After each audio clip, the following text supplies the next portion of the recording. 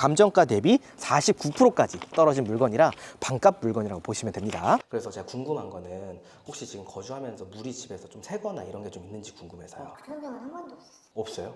네. 옆에서는 물이 샌다고 하는데 여기는 물도 안 새고 네. 벌레도 안 들어오고 여기서 제가 여름에 여기 한 3번, 4번 들어갔는데 네. 모기 한 마리도 없어요. 사는데 불편한 거는 따로 없으세요? 네. 3천만 원 정도밖에 안 들어가는 거예요. 3천만 원을 넣고 여러분들이 다 떼고 순월세 375만 원을 받는다라는 건 다가구 투자가 유일합니다. 안녕하세요, 건물주입니다. 오늘도 경매 나온 물건이 있어서 현장 왔는데요. 뒤에 있는 이 상록수빌이라는 건물이 경매가 나왔습니다. 이 물건 같은 경우에는 물건 종별은 이제 다가구 주택입니다. 건축물 대장 기준으로 한번 확인해 보니까 이 물건에는 이제 1층에 사무소가 있습니다. 근린생활 시설이 포함되어 있기 때문에 실제로는 근린주택이라고 보시면 됩니다. 저희 수강생분들은 아마 아실 거예요. 제가 앞에서 이렇게 찝는 이유를 아실 텐데 그 두 가지 차이가 또 어마어마하게 차이가 나기 때문에 제가 일부러 앞에서 한번 또 설명을 드렸습니다. 그래서 이거를 아느냐 모르느냐, 알고 나면 아 그렇구나, 그래서 이렇게 차이가 나는구나, 알면 너무 쉬워요. 그렇지만 모르잖아요. 근데 이거를 알고 모르고는 정말 하늘과 땅 차이입니다. 아마 제 수강생분들은 제 영상을 보면서 엄청나게 느끼고 계실 텐데 그 부분 관련해서 궁금하신 분들을 위해서 제가 요번에 무료 세미나를 진행합니다. 고정 댓글에 무료 세미나 신청해 줄 수 있으니까 신청해 주시고 단톡방에 입장해 주시면 라이브 링크를 단톡방에 드릴 겁니다. 평상시에 다가구 주택에 관심이 있으셨는데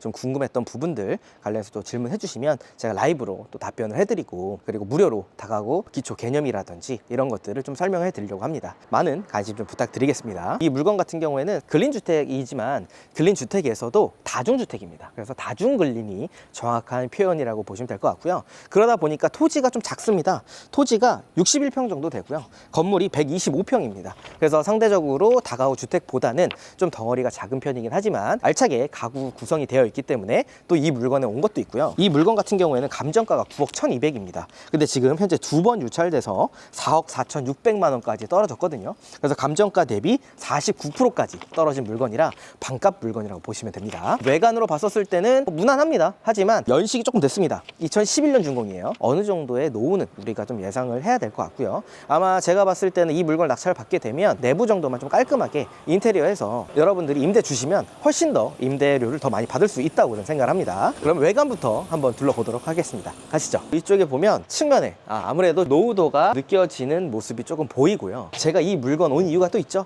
반값이잖아요. 감정가 대비 반값인데 이 물건 같은 경우에 토지 감정가가 4억 2300만 원입니다. 지금 최저가가 4억 4600만 원이죠. 땅값 정도에 밖에 안 나왔다라고 보시면 될 것 같고요. 그리고 또 중요한 건 뭐냐, 연식이 오래되긴 했지만 제가 제일 좋아하는 우편함입니다. 101호부터 와 106호까지 있어요.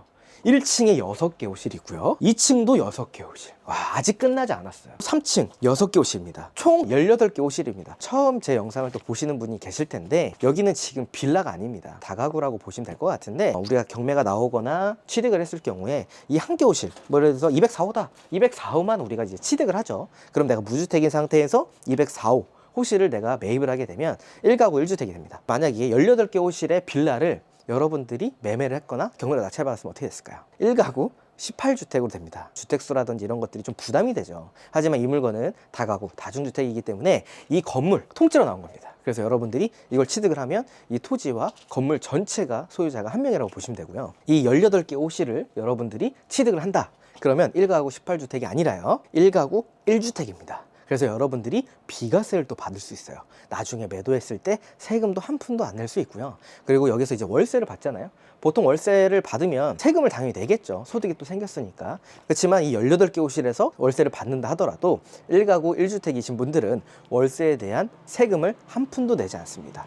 500만 원이 남아도 안 내고요. 1000만 원이 남아도 안 냅니다. 그렇기 때문에 굉장히 또 매력적이고, 노후로서나 아니면 내가 회사를 다닐 때 실제로 일하지 않아도 이 건물에서 월세를 받을 수 있는 걸 원하시는 분들이 관심을 많이 갖고 있습니다. 그래서 처음 제 영상을 보시는 분들이라면 끝까지 시청해 주시면 좋을 것 같아요. 여기가 지금 조금 따로 덧댔거든요. 이렇게 판넬로 되어 있는데 안에 창문이 열려서 보니까 도시가스가 있습니다. 동파 우려 때문에 이렇게 좀 막은 것 같습니다. 위에도 제가 봤을 때 거의 다 마찬가지로 이렇게 되어 있다라고 보시면 될 것 같고, 아마도 이런 부분들은 위반 건축물로 보여지거든요.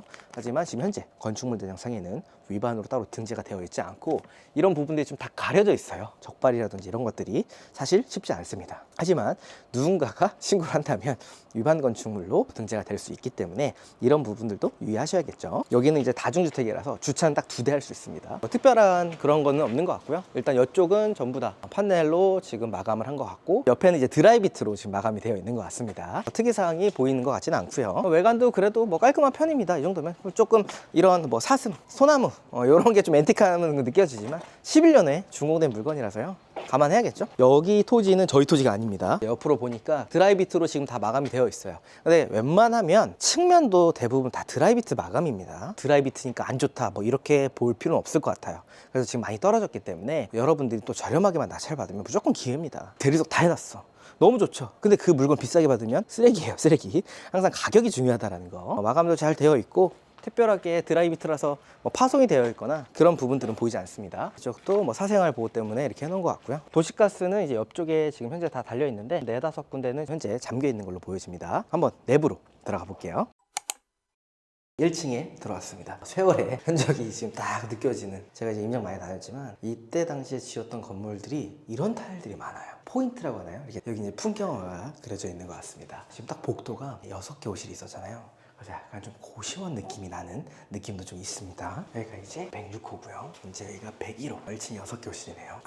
근데 이쪽에 보니까 좀 누수의 흔적들이 좀 살짝 보입니다. 연식이 좀 있다 보니까 그런 것 같고요. 이쪽 라인에도 좀 물이 새는 좀 느낌이 있습니다. 보일러실인데 보일러실도 보면 안쪽에 좀 누수가 있는 걸로 보여져요. 세대 방문해가지고 누수가 있는지는 별도로 한번 확인해 볼 필요가 있을 것 같습니다. 2층도 올라가 볼게요. 먼지가 좀 많이 쌓여 있어요. 관리는 지금 안 되고 있는 걸로 보여집니다. 복도에도 물건들이 많이 좀 나와 있네요. 쓰레기도 그렇고. 여기가 이제 206호고요. 201호입니다. 그래서 2층도 6개 오시려고 보시면 되고, 2층도 똑같이 원룸으로 구성이 다 되어 있습니다. 여기는 전체적으로 누수의 흔적은 없네요. 1층 같은 경우에는 천장 쪽에 좀 누수의 흔적이 있었는데 2층 같은 경우에는 현재 지금 누수는 보이지 않습니다. 근데 이쪽에는 누수의 흔적들이 좀 있어요. 누수인 건지 아니면 습해가지고 곰팡이가 생긴 건지 이런 부분들은 또 별도로 한번 확인해 볼 필요는 있을 것 같아요. 왜냐면 이쪽에는 그렇게 큰 흔적들이 없는데 여기는 좀 곰팡이가 많이 껴 있거든요. 환기라든지 이런 것들 때문에 좀 곰팡이가 있을 수도 있다고 생각을 합니다. 3층도 한번 올라가 보겠습니다. 아까 1층 있잖아요, 피자집 가보려고. 그 사이에 조금 드시고 계시지 않을까? 배가 좀 부르면 기분이 좋잖아요. 먹고 있는데 부르면 좀 짜증나고. 피자 알볼로 갔던데. 여기는 이제 3층입니다. 3층도 이렇게 그림이 들어가 있어요. 사실 보기 별로 안 좋아요. 그렇지만 인정할 건 인정해야죠. 그만큼 또 싸고 임대 수익만 잘 나오면 돼요. 요거 괜히 돈 들여서 바꾸지 마십시오. 여기도 6호. 여기는 지금 현재 공실처럼 보여지고요. 여기도 301호입니다. 그럼 동일하게 3층도 6가구로 구성이 되어 있다고 보시면 됩니다. 여기 좀 쓰레기가 많이 쌓여있네. 여기도 특별하게 누수 흔적들은 보이지 않습니다. 다만 복도들이 정리가 안 돼 있어서 먼지가 좀 많이 쌓여 있어서 목이 좀 아프다, 이런 느낌. 여기는 또 깔끔해요. 이거 보세요. 아까는 다 보일러실 문이 다 닫혀 있었거든요. 근데 여긴 열려 있어요. 열려 있으니까 곰팡이가 하나도 없습니다.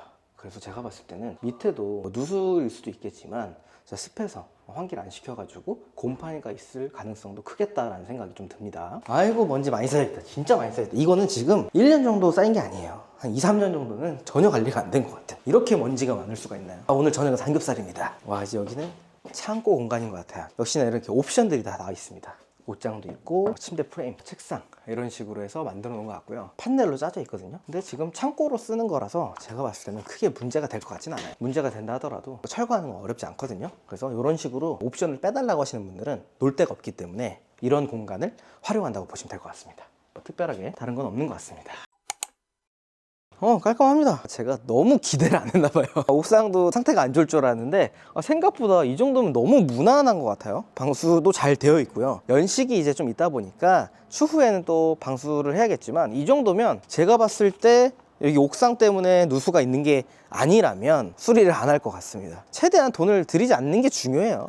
내 건물 당연히 이쁘게 하는 거 너무 좋겠지만 우리 투자금을 아끼고 또 수익률을 또 높여야 되다 보니까 이런 식으로 그냥 저는 써도 상관없을 것 같다라는 생각은 듭니다. 전체적으로 둘러봤는데 이쪽에 좀 누수 흔적들이 좀 있었잖아요. 배를 한번 둘러서 누수가 있는지 없는지 한번 확인해 보도록 하겠습니다. 계세요? 안 계시는 것 같네. 잠시만 좀 이야기 좀 나눌 수 있을까요? 네? 살짝만 열어주실 수 없을까요? 네네. 그럼 뭐 좀 여쭤볼게요. 여기 지금 보니까 천장에 좀 막 물이 좀 많이 샜더라고요. 그래서 지금 집안에도 물이 새는 건가 싶어가지고. 네, 집안에도 물이 샜어요. 어느 정도로 샌 거예요? 좀 많이요. 지금도 새고 있나요? 안 새지 좀 된 것 같아요. 그러면 이게 어디서 물이 새는지까지는 잘 모르시는 거죠? 그건 모르겠네요. 저희가 이제 좀 궁금했던 건 뭐냐면 물이 어디에 어떻게 새는지나 물이 샜으면은 도배가 막 다 좀 썩었을 거 아니에요. 그래서 그런 부분들 좀 수리비가 어느 정도 들어갈지 좀 궁금해가지고 저희가 선생님이랑 좀 이야기 나누는 거거든요. 하는 이유 중 하나가 곰팡이도 많이 설어 있고 물 샌 것 때문에 물이 많이 엄청 많이 샜어요. 어디 쪽에서 물이 샜어요? 이쪽에서 샌 것 같은데 제 생각에는. 그러니까 이제 뭐 화장실이 있고 뭐 방이 있고 뭐 부엌 쪽에도 샜었고 방에서도 샜었고 주방 쪽에서도 샜었고 물 샌 지가 좀 오래됐나요? 한때 좀 엄청나게 많이 샜었어요. 그게 뭐 작년이었나요? 정확한 시점은 잘 기억이 안 나는데 어쨌든 엄청 많이 샜었어요. 근데 지금은 물이 새진 않는 거죠. 최근에는 안 새는 것 같긴 한데 제 생각에는 자세히는 모르겠네요. 저도. 그럼 윗집에서 화장실에서 뭐 물 쓸 때 물이 새는 걸까요? 그러니까 자세한 거는 저도 잘 모르겠어요. 이거를 자세하게 조사해본 적이 없어가지고 제가 아직 임대인분한테 물 샌다고 얘기하신 적은 있으세요? 따로 없어요. 대인이 근데 알고 있던데요. 물이 샌다는 거를. 그럼 여기 말고 다른 데도 물이 새나요? 다른 데도 물 샌 걸로 알고 있어요. 안녕하세요. 경매 나온 거 알고 계시죠? 네. 조사를 왔어요. 복도에 막 물 새고 바닥에도 막 이렇게 있는 거예요. 그래서 제가 궁금한 거는 혹시 지금 거주하면서 물이 집에서 좀 새거나 이런 게 좀 있는지 궁금해서요. 그런 적은 한 번도 없었어요. 없어요? 네. 옆에서는 물이 샌다고 하는데 여기는 물도 안 새고 벌레도 안 들어오고 여기서 제가 여름에 여기 한 3번, 4번 겪어봤는데 모기 한 마리도 없어요. 사는데 불편한 거는 따로 없으세요? 네. 관리비는 어떻게 하고 계세요? 지금 관리비는 애초에 집주인이 그래가지고 안 받는다고 했었고 그래서 여기 복도도 원래 불이 안 켜졌었거든요. 동동에만 없었고 급하게 집주인한테 연락해서 살고 있는 분들 다 단톡방에서 공용 전기랑 수도는 저희가 다 N방에서 내고 있어요. 그러면 그 단톡방에 있었을 때 어디 세대에서 좀 물이 샌다거나 뭐 누수 있거나 그런 얘기는 안 했어요. 한 번도 들어본 적은 없으세요? 네, 그런 얘기는 애초에 단톡방에서 한 적도 없고. 이 물건을 최종 정리해 보도록 하겠습니다. 사건 번호는요 24 타경 1934 사건이고요. 주소는 대전광역시 동구 자양동 76-7번지입니다. 물건 종별은 다가구 주택으로 되어 있는데요. 건축물 대상상으로 봤었을 때 근린 사무소가 껴져 있고요. 다중주택입니다. 그래서 근린 다중주택 물건이라고 보시면 될 것 같습니다. 이 물건의 토지 면적은 61평이고요. 건물 면적은 125평 정도 되는 물건입니다.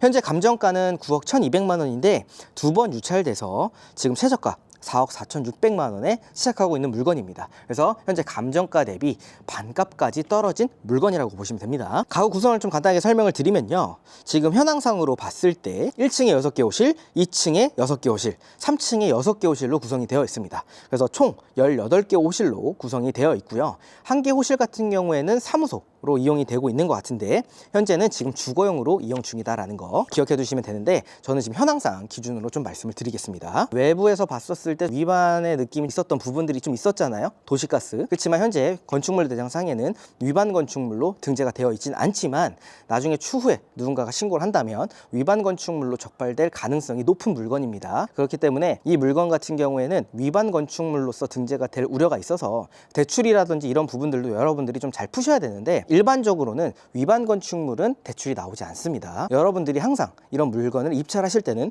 조심하셔야 됩니다. 왜냐하면 나중에 대출이 나올 거라고 생각하고 입찰했다가 자금 계획이 안 나오는 경우들도 있거든요. 자금 계획과 대출을 철저하게 하셔야 돼요. 많은 분들이 다가구 주택에 관심은 가지고 있으신데 이런 대출이 얼마나 나오는지 어떤 물건은 대출이 80% 나오고 어떤 물건은 대출 85% 나오고 어떤 물건은 90% 이상까지 나오기도 합니다. 그래서 이런 룰들이 다 정해져 있어요. 그래서 제가 요번에 다가구 무료 세미나를 또 진행을 하고 있으니까 고정 댓글 한번 클릭하셔가지고 무료 세미나 한번 참여하시고 단톡방에 들어오시면 될 것 같습니다. 다가구에 대한 장점과 이런 노하우들을 무료로 알려드리고 강의 관련해서도 제가 뭐 커리큘럼을 좀 안내해드릴 예정입니다. 제 영상을 보거나 다가구 물건을 검색하셨을 때 궁금한 점을 질문해 주시면 제가 라이브에서 답변해드리도록 하겠습니다. 위치 설명을 간단하게 해드리면요. 대동역에서 도보 8분 거리에 위치한 물건이고요. 우송대학교 대전대학교에서는 도보 10분 이내의 거리에 위치하고 있고요. 대전대학교까지는 차로 6분 거리에 위치하고 있는 물건입니다. 권리 분석도 해드리면요. 2016년 3월 4일 날 새마을금고에서 설정한 근저당권이 말소 기준 권리고요. 선순위 권리나 근저당권 설정일보다 빠르게 전입한 임차인은 없기 때문에 여러분들이 낙찰 받으면 전부 다 소멸되고 깨끗한 물건이라고 보시면 됩니다. 주변의 월세 시세도 한번 확인해 보겠습니다. 저희가 원룸이 18개 호실이라고 말씀을 드렸습니다. 주변에 11년에 준공된 물건이 200에 30만 원에 나와 있습니다. 18개를 한번 계산해 보니까요. 총 보증금이 3,600만 원, 월세가 540만 원 정도가 세팅이 될 것으로 보여집니다. 참고로 여기에서는 관리비는 포함되지 않았기 때문에 이 부분은 여러분들이 주택 관리에 쓰지 않거나 직접 관리할 경우에는 관리비 또한 수익이 될 수 있다는 거 참고하시면 좋을 것 같습니다. 최저가 낙찰가 기준으로 말씀드렸을 때 대출은 90%가 나올 것으로 보여집니다. 오히려 더 대출이 91%, 2%까지 더 나올 수도 있는 물건처럼 보여집니다. 대출이 4억 200만 원 정도가 나올 것으로 보여지고요. 취득세는 약 2,300만 원, 기타 명도, 수리 비용은 따로 포함하지 않았습니다. 초기 투자금은 6,770만 원입니다. 옥상 방수 같은 경우에 제가 봤을 때 크게 나쁜 점은 없고요. 제가 문을 두드려서 좀 이야기를 나눴는데 문을 열어주지 않으셨습니다. 어쨌든 제가 최대한 좀 정보를 많이 얻어냈습니다. 일단은 물이 좀 많이 샜다고 합니다. 누수가 있었다고 얘기를 하시고 지금은 누수가 없대요. 그래서 뭐 곰팡이라든지 이런 부분들이 있다고 하셨는데 아무래도 좀 물이 적거나 이런 경우에는 곰팡이가 생길 수밖에 없어요. 어쨌든 누수가 있었다고는 하니까요. 이런 부분들은 여러분들이 좀 참고해서 비용을 또 산출하면 좋은데 지금 안 샌다고 합니다. 그런데 제가 바로 옆에 오실 노크를 해서 또 이야기를 나눴습니다. 이분은 이제 문을 열어서 저랑 이제 이야기를 했는데 이분도 22년부터 거주를 하고 계셨기 때문에 꽤 오래전부터 거주를 하신 거죠. 근데 여기에는 누수가 전혀 없다고 합니다. 거주하는데 특별하게 불편한 거 없다. 얼마나 불편한 점이 없으면 여기는 모기 한 점 없다고 이렇게 얘기하실 정도로 살기 쾌적하다고 얘기를 하셨습니다. 내부도 제가 슬쩍 봤습니다. 그냥 전형적인 2011년도에 지어진 원룸 건물 정도다라고 여러분들이 보시면 될 것 같고요. 그분이 얘기하신 거는 여기 세입자분들끼리 단톡방이 있고 공용 수도라든지 공용 전기가 끊기는 그런 부분들 때문에 돈을 걷어서 뭐 등을 수리한다거나 전기료나 공용 수도료 이런 부분들을 납부를 하고 있다고 합니다. 그런데 이제 그 중에서 뭐 누수가 있거나 물이 샌다라든지 이런 얘기를 들으신 부분은 없다고 해요. 근데 제가 봐도 2층이나 3층 복도 쪽에는 물 샌 흔적이 없어요. 근데 1층 구석 그쪽에서 조금 물이 새는 흔적이 있었거든요. 그래서 아마 그쪽만 물이 새는 게 아닐까라는 생각도 좀 들고요. 그쪽만 누수가 되는 거라고 하면 비용이 그렇게 많이 들지 않습니다. 그래서 여러분들이 누수 확인을 할 때는 누수가 있으면 어디서부터 어디까지가 있고 몇 층이 누수가 있는지 이런 부분들까지 좀 파악을 하시면 이 비용을 좀 더 여러분들이 세부적으로 산정하기가 좋아요. 그래서 이런 물건들 같은 경우에는 많은 분들이 누수가 있기 때문에 1층부터 기겁을 하고 아마 도망가지 않을까. 근데 오히려 상세하게 탐문을 통해 보니까 생각보다 누수가 그렇게 심하지 않을 것 같고 비용이 그렇게 많이 들지 않겠다라는 생각이 저는 개인적으로 들거든요. 그렇기 때문에 남들이 피하고 그래서 반값까지 떨어진 거죠. 대출 이자가 한 4억 정도 된다고 했죠. 4억 정도에 5% 정도 월 이자를 계산해 보니까요. 월 이자는 165만 원이 나갈 것으로 보여집니다. 이 물건 같은 경우에는 월세가 540만 원 정도가 나온다고 말씀드렸어요. 그래서 이자 165만 원을 제외하니까요. 다 빼고 남는 순월세가 약 375만 원이 나올 것으로 보여지는 물건입니다. 그리고 더 중요한 건 뭐냐면 초기 투자금이 6,770만 원이 들어가지만 보증금 3,600만 원을 회수했을 경우에 실투자금은 3,170만 원밖에 들어가지 않습니다. 수월세 375만 원 곱하기 12개월 나누기 실투자금 3,170만 원을 하니까요. 수익률이 무려 142%나 나오는 물건입니다. 3,000만 원 정도밖에 안 들어가는 거예요. 3,000만 원을 넣고 여러분들이 다 떼고 순월세 375만 원을 받는다라는 건 다가구 투자가 유일합니다. 많은 분들이 상가 투자에서 월세 수익을 받아야 된다라고 얘기하시는 분들이 있는데요. 상가는 리스크가 굉장히 큽니다. 공실 우려도 있고요. 공실이 난다라고 하면 추가적으로 관리비까지 우리가 또 부담을 해야 돼요. 거기에다가 또 이자까지 또 내야 되거든요. 그렇기 때문에 리스크가 상가가 훨씬 더 커요. 하지만 다가구주택 같은 경우에는 수요가 있는 전제로 봤을 때 가격만 저렴하다고 하면 절대 공실 날 일이 없습니다. 정말 안전하게 월세 수익을 받고 싶다. 내가 회사를 다니더라도 회사에 목매이고 싶지 않고 노후도 준비를 하고 싶으신 분들 같은 경우에는 다가구 주택에 관심을 가지시면 좋을 것 같습니다. 오늘 촬영은 여기서 마무리하는 걸로 하고요. 지금까지 시청해 주셔서 감사합니다.